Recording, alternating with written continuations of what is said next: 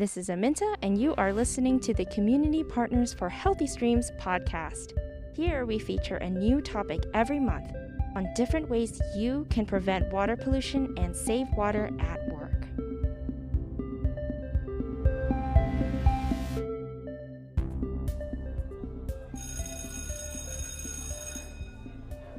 Here's a word to think about: detention.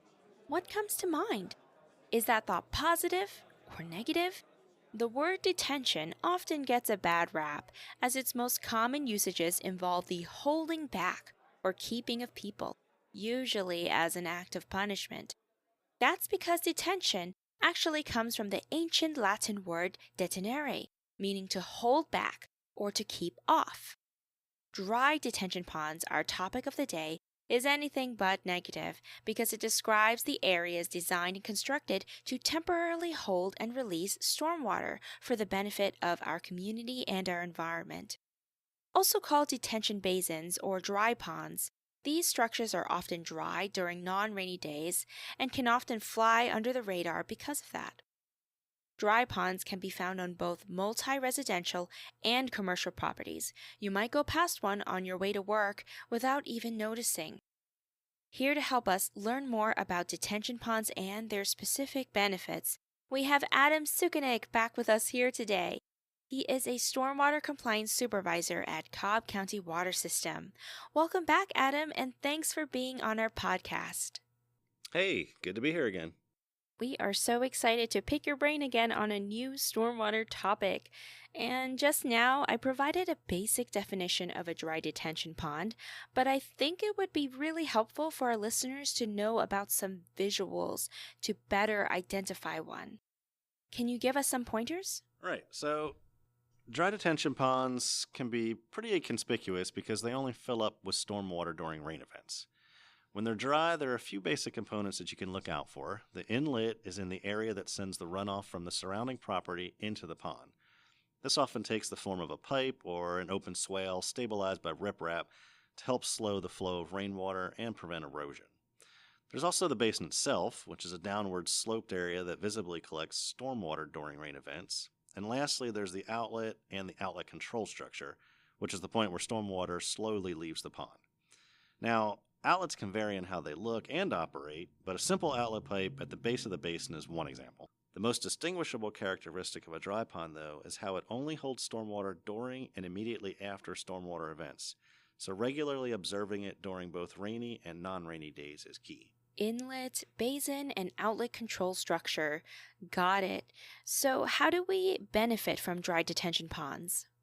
Dry detention ponds are key structures used to manage stormwater in our county. Buildings, parking lots, roads, and sidewalks, they're all surfaces that rainwater flows over rather than getting absorbed. Without a place for the fast-moving water to collect, it can cause localized flooding and erosion downstream. They help to slow that runoff and can prevent both from occurring.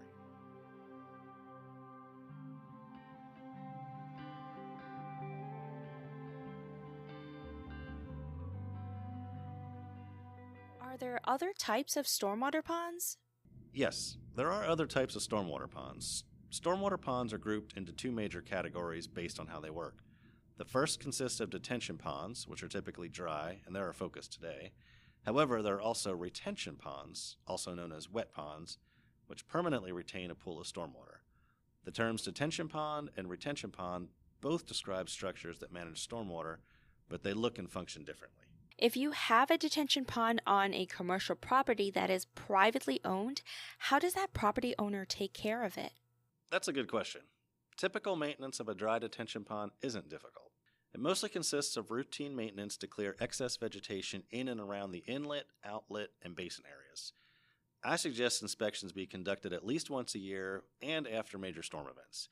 You should be looking out for any debris, sediment, or leaf buildup and clear that stuff out to prevent obstructions which could alter the course of stormwater through the pond or even lead to clogging of the outlet control structure.